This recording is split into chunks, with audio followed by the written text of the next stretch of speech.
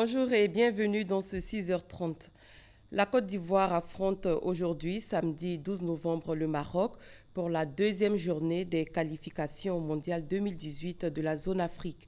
La rencontre se déroule au Grand Stade de Marrakech. Rendons-nous au palais présidentiel. Le chef de l'État a eu une séance de travail hier avec le Premier ministre du Burkina Faso. Paul Kabatieba est venu s'imprégner de l'expérience de la Côte d'Ivoire pour le financement de son plan national de développement. Le Burkina Faso prévoit de tenir une conférence des bailleurs de fonds en décembre prochain à Paris. Nous restons dans les locaux de la présidence de la République. La Commission nationale des droits de l'homme a remis au président Alassane Ouattara le rapport de ses activités au titre de l'année 2015. Ce rapport fait l'état des droits de l'homme pendant l'année écoulée en Côte d'Ivoire. Viviane Naïm.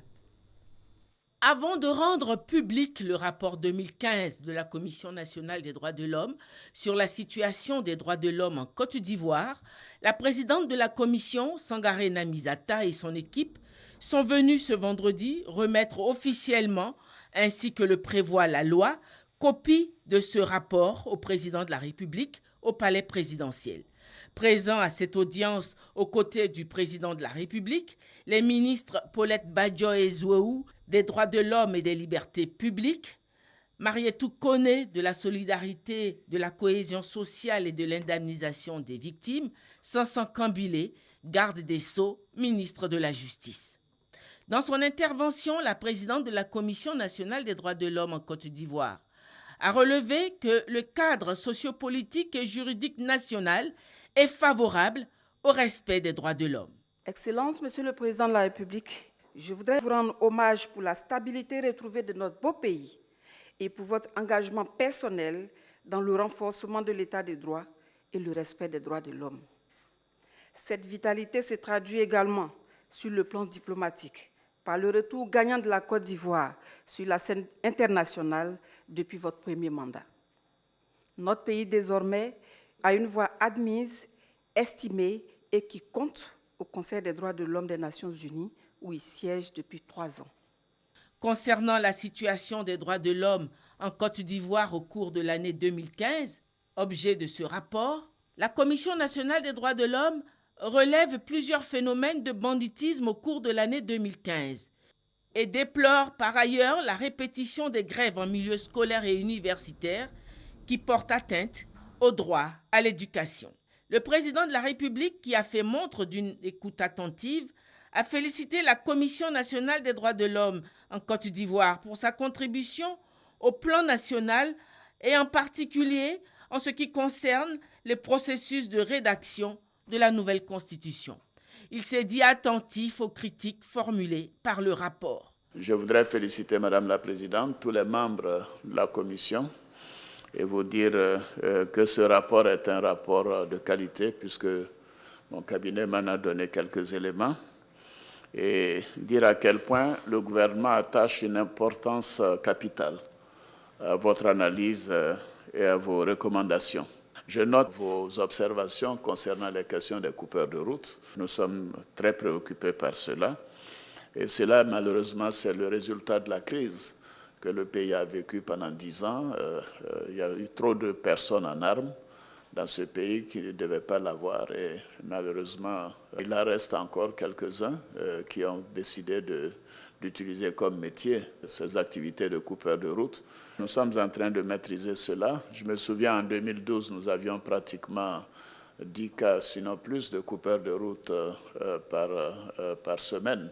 Maintenant, nous en avons 2 ou 3, quelquefois même pas du tout. C'est-à-dire qu'il y a un progrès considérable. Vous avez mentionné la question des grèves, et je suis entièrement d'accord que ces grèves, notamment quand elles sont illégales, intempestives, sont une violation de nos droits, parce que tout de même, c'est un droit fondamental d'avoir à envoyer nos enfants à l'école, de leur donner une instruction. Et quand des enseignants ou des fonctionnaires se lèvent comme ça, sans suivre les procédures légales pour aller en grève, cela est totalement inadmissible. Et bien sûr, la loi sera appliquée de manière intégrale et sans exception, comme je l'avais d'ailleurs annoncé déjà le 1er mai 2015.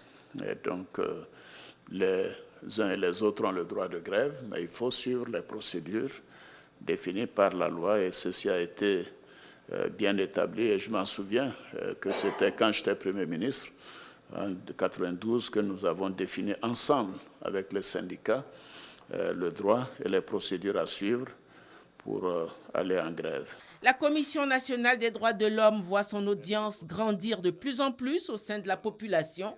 Le nombre de requêtes qui lui sont adressées est passé de 74 requêtes en 2015 à 244 requêtes en 2016. Face à sa demande d'un renforcement de ses capacités opérationnelles, le président de la République a donné son total accord. En communication, la radio Fréquence 2 a 25 ans et cela se fête. Une journée portes ouvertes a été organisée pour marquer cette célébration. Les fans sont venus nombreux à ce rendez-vous, nous dit Malika Koulibaly.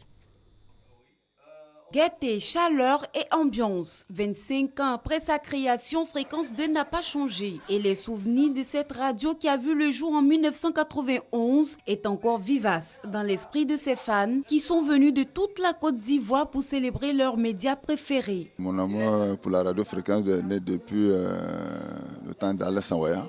Je souhaite que du bonheur à Fréquence 2.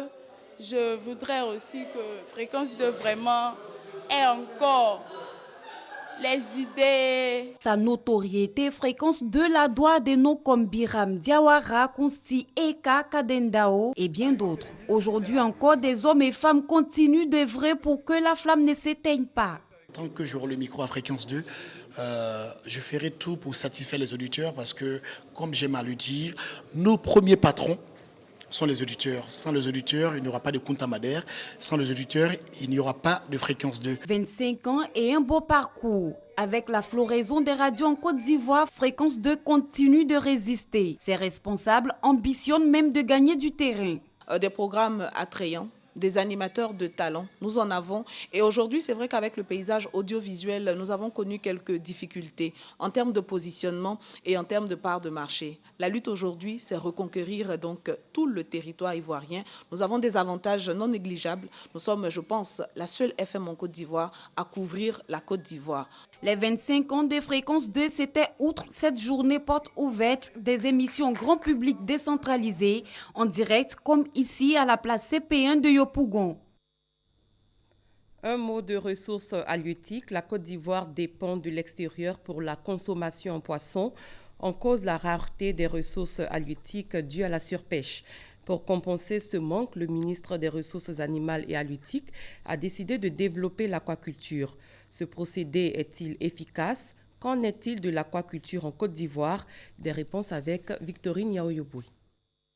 Jérémy Kwasi, ingénieur agronome de son état, mène parallèlement l'activité d'aquaculteur. Sa ferme piscicole est située à Zaguié, localité distante de 40 km d'Abidjan, la capitale économique, au sud de la Côte d'Ivoire. Sur le site de plus de 10 hectares, plusieurs étangs barrages, des bassins piscicoles qui tirent leur source d'un cours d'eau. Alternant pisciculture intensive et semi-intensive, Jérémy élève ainsi des tilapias, des silures, des mâchoirons et des camerounes dans leur milieu naturel. Ici, en fait, c'est une exploitation d'EVA. Et à l'intérieur, il y a des flancs d'eau, des petits marigots qui traversent la plantation. Donc, nous avons décidé d'exploiter ces espaces-là pour produire du poisson. Et l'option que nous avons prise, c'est de produire du poisson de façon naturelle.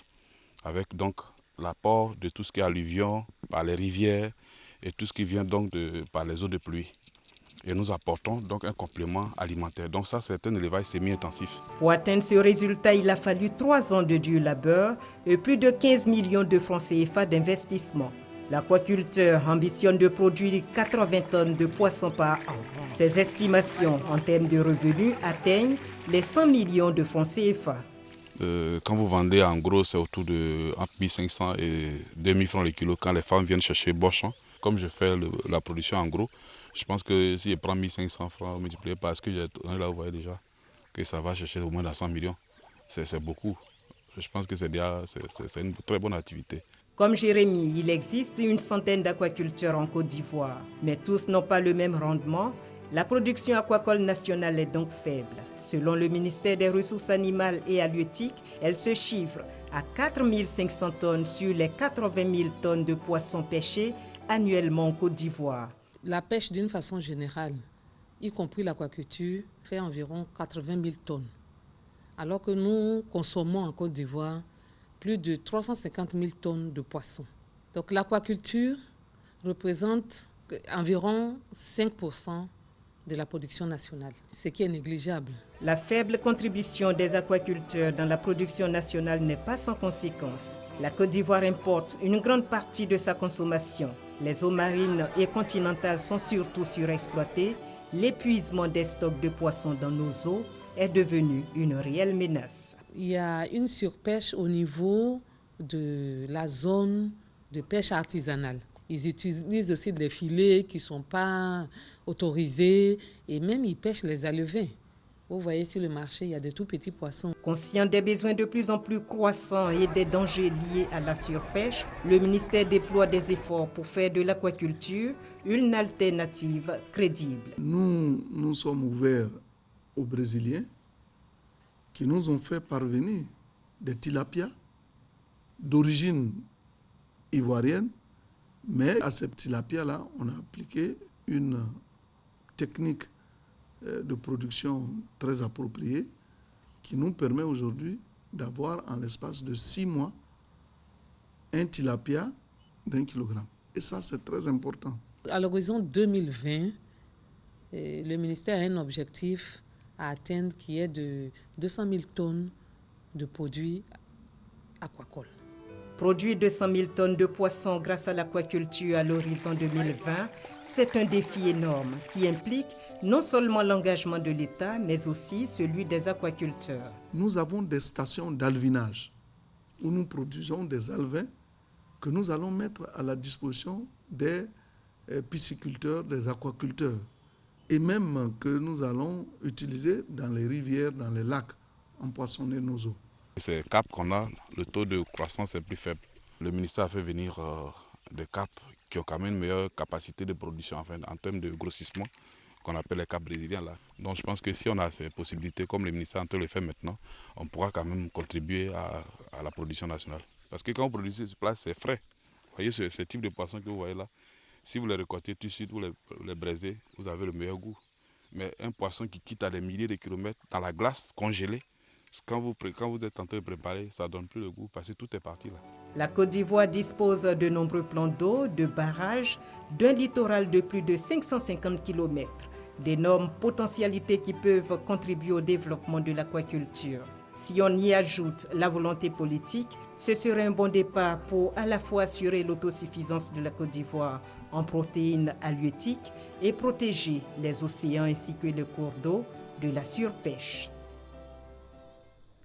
À l'étranger, le Conseil exécutif de l'Organisation pour l'interdiction des armes chimiques a adopté hier une résolution condamnant l'emploi d'agents toxiques par le gouvernement syrien et par les terroristes du groupe État islamique dans la guerre civile qui ravage la Syrie. Une résolution qui intervient alors même que l'armée russe va affirmer de son côté avoir les preuves de l'utilisation d'armes chimiques par les rebelles à Alep, deuxième ville de Syrie et bastion des insurgés. Ces derniers démentent, mais Moscou maintient ses accusations. Aux États-Unis, Donald Trump a rencontré jeudi les leaders républicains du Congrès pour travailler sur l'agenda des 100 premiers jours de sa présidence, à savoir les dossiers que Trump et le Congrès veulent traiter en urgence. Le président élu américain a confirmé une baisse d'impôts, le traitement très rapide du dossier de l'immigration et de celui du retrait de la loi sur la couverture sociale dite Obamacare. C'est la fin de cette édition. Merci de l'avoir suivi. Bon début de journée à tous et à toutes.